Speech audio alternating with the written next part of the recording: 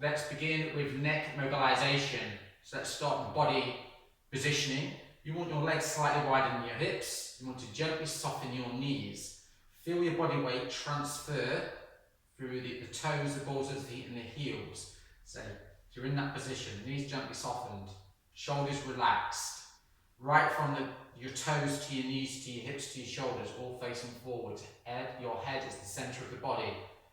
We're going to both now together take the head to the right, keep the shoulders still, let the eyes follow the movement. You're just looking for a stretch across the neck. Don't hyperextend the move, don't go beyond where you feel the movement working out. Bring the head to the center, take a moment, and let's move to the other side together.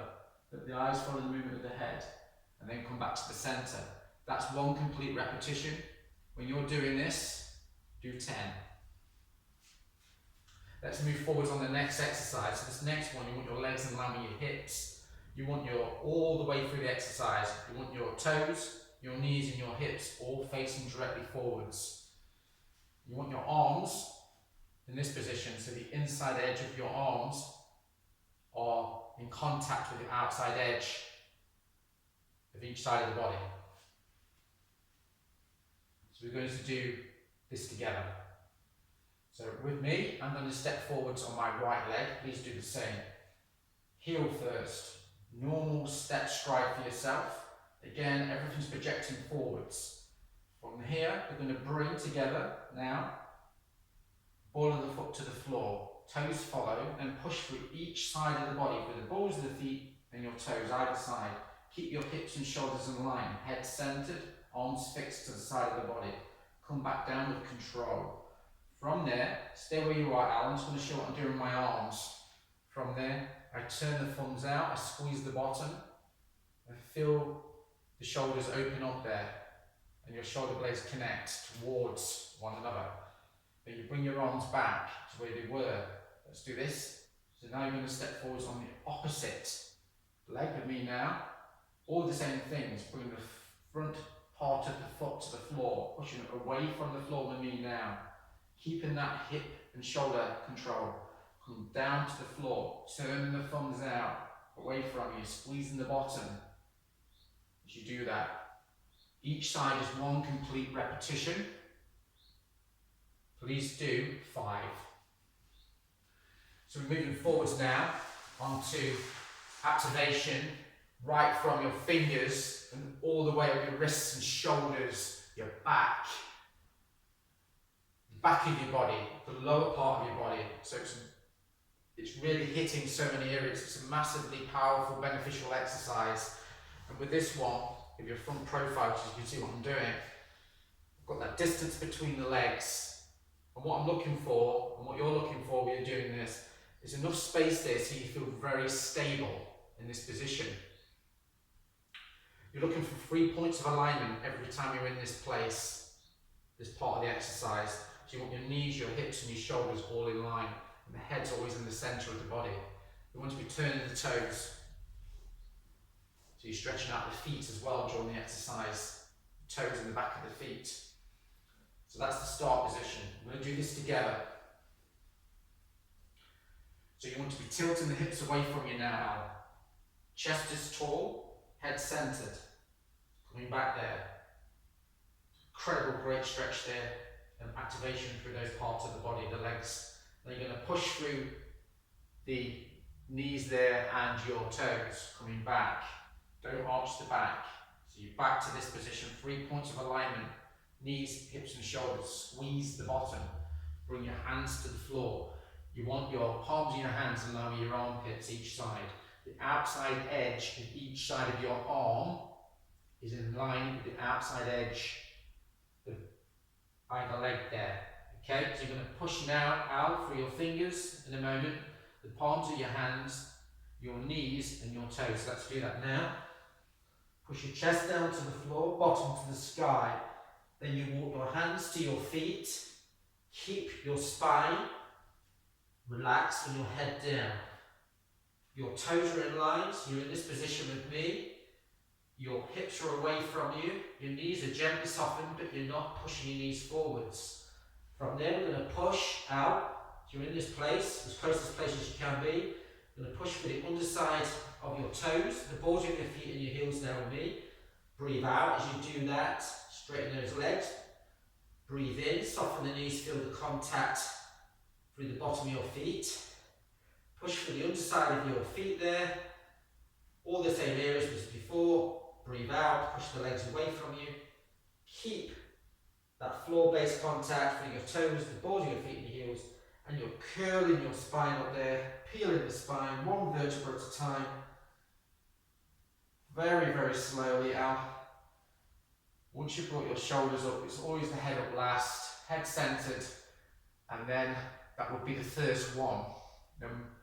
Let's go back down to the start of the exercise. Once you've done that completed exercise, I'd like to do 5 of them. So this is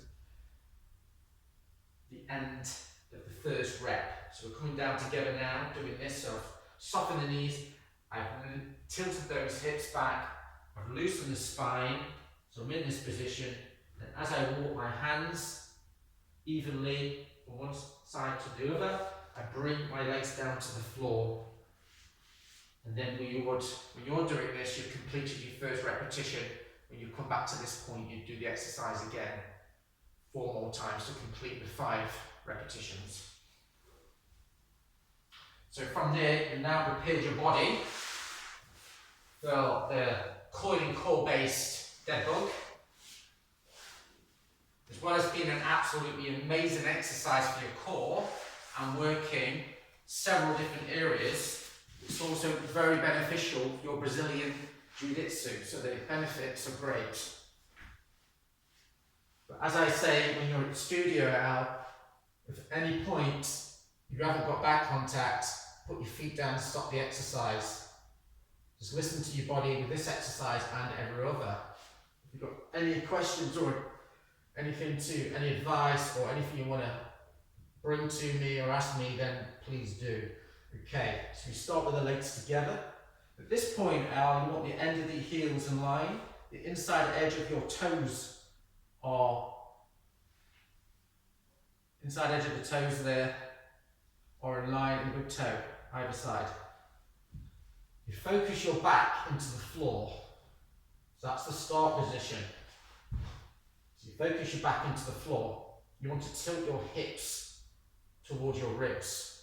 So back contact all the way through. You take your legs away from you. We're doing this now with me.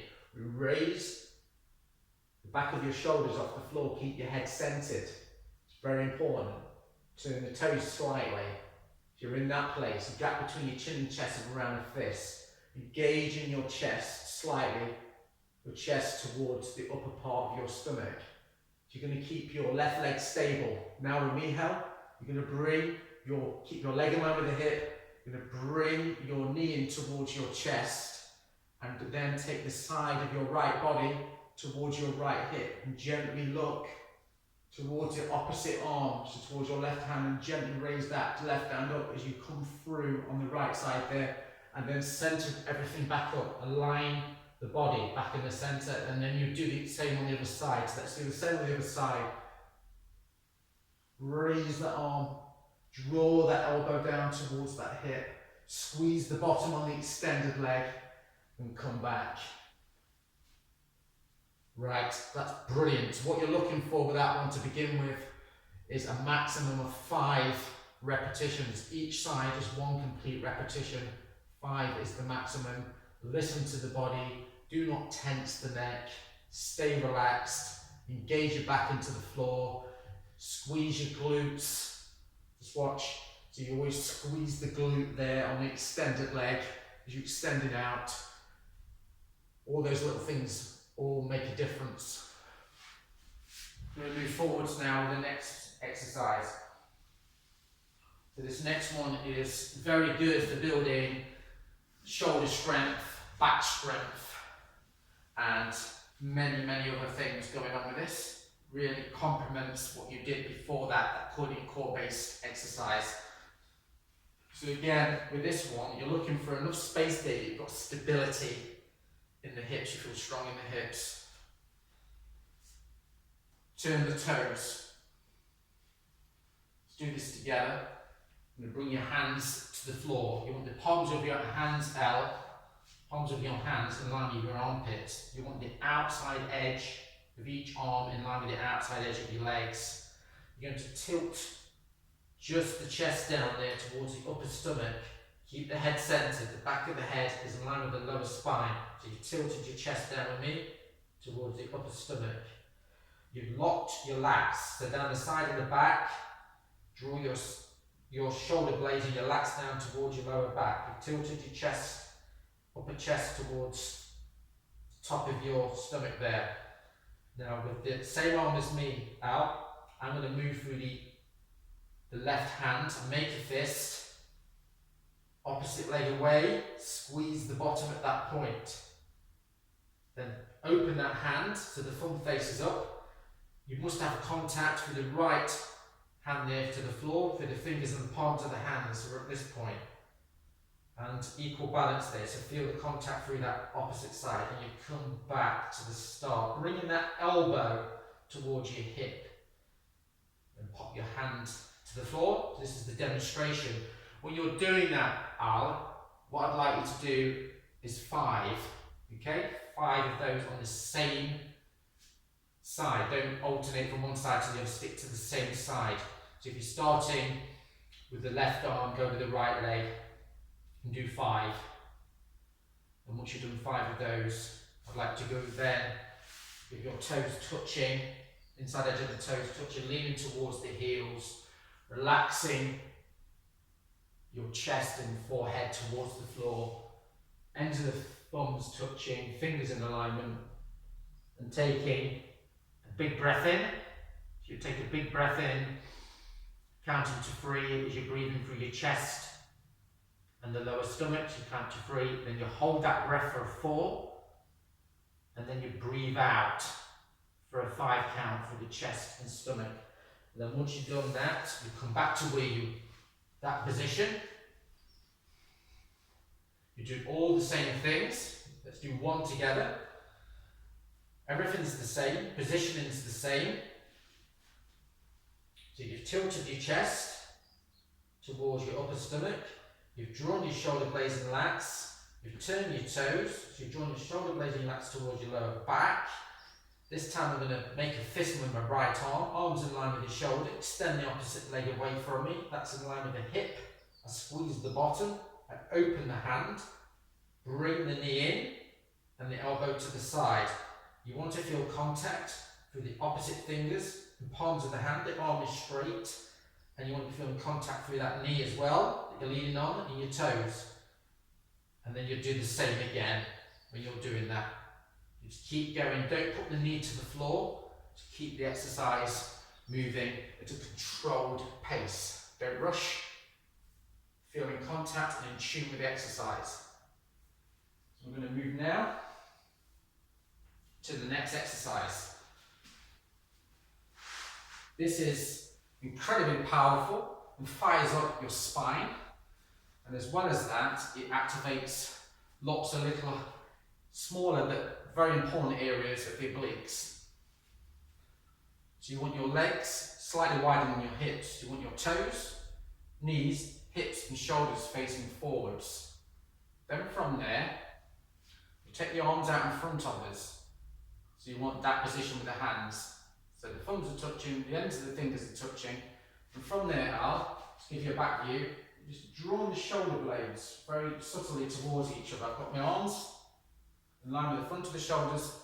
So have you, because we're doing this together. We've drawn the shoulder blades towards one another. We've softened the knees, the feet, so from the toes to the balls of the feet to the heels are in contact with the floor. You squeeze the bottom now, the top of the legs. Do not move your hips, and you're moving from one side to the other with your belly button in. So you must always do that big breath in through the chest and stomach. So you always do the big breath in through the upper chest and stomach, as much oxygen as you can. Breathe out for those 2 areas and then rotate as I showed you, but do not let the hips move. Okay? Hips are locked forwards along with the shoulders, knees and toes. And your small rotation, listen to the body. Don't go beyond where you feel the movement. and then come back and do the same on the other side. Each side is 1. I would like to do 10 in total. So moving forwards, with your kettlebell, we'll discuss when you come to the studio what kettlebell you'll be using for this exercise. Why we're doing this move. Doing this move, again, it will benefit in your core, your spine, but also very useful when you're doing your Brazilian Jiu-Jitsu for many reasons. One, because it strengthens your wrist, which is great. Your grip strength, very important. Forearms, shoulder stability, the back of the arms, and what we've done on a number of exercises, it also works your transverse abdominis, the deepest part of your core. So soften those knees, come down for the weight. So this would be the start position when you're doing this out. Just don't do it yet. Let me talk you through the technique. So you've got your legs in line with your hips. You've got your head to centre in the body. And the most very key point here, Al, is that you've got symmetry through the shoulders. So you're not letting that happen during the exercise. Just always have the shoulders in line with each other and the head centred. So I'd like to take your kettlebell. This is called the farmer's walk. What I'd like to do with this out is keep the movement controlled. So keep the movement controlled. Don't rush the walk. Focus on all the key points I'm going to talk you through. And go for the length of your space, one way. And then you will then bend your knees, pop the weight down very safely, turn around and switch to the opposite hand and do all the same things. So let's use the length of my space with this one. So you've got the kettlebell, you're gripping it in the centre, you've got balance through the shoulders, your legs are at least in line with the hips, your toes, your knees, your hips, your shoulders are forwards. You're all centred, you're all balanced. You take a massive breath in through your chest and stomach, as much oxygen as you can in now with me. Breathe out through the chest and stomach. Draw that belly button in now, vacuum the belly button in, squeeze the weight, belly button in. Let's take that walk. Keep the shoulders balanced. You're walking with me. Right, that's the space I'm demonstrating on. Soften your knees, push your hips away from you. Chest is tall, spine is neutral. Come up, and you're going to switch sides. Take the kettlebell now. Keep the head centered, shoulders balanced, legs in line with the hips, toes, knees, hips, shoulders forwards. Grip the kettlebell as much as you can. Always when you're doing this exercise, you must grip that kettlebell nice and tight. Take a massive breath in now with me, out through the chest and the lower stomach. Then breathe out through those two areas. Vacuum your belly button in. Squeeze that kettlebell. Control your body. Keep it balanced. Go as far as you can. That's as far as we're going today. Soften your knees. Tilt your hips. Chest is tall. Spine is neutral. Come down very carefully. And you're going to do one round of that each side, Al. Now, with this demonstration video, please ask if you're unsure about anything. And I will gladly do my very best to answer any questions you've got. And I'll see you in the studio.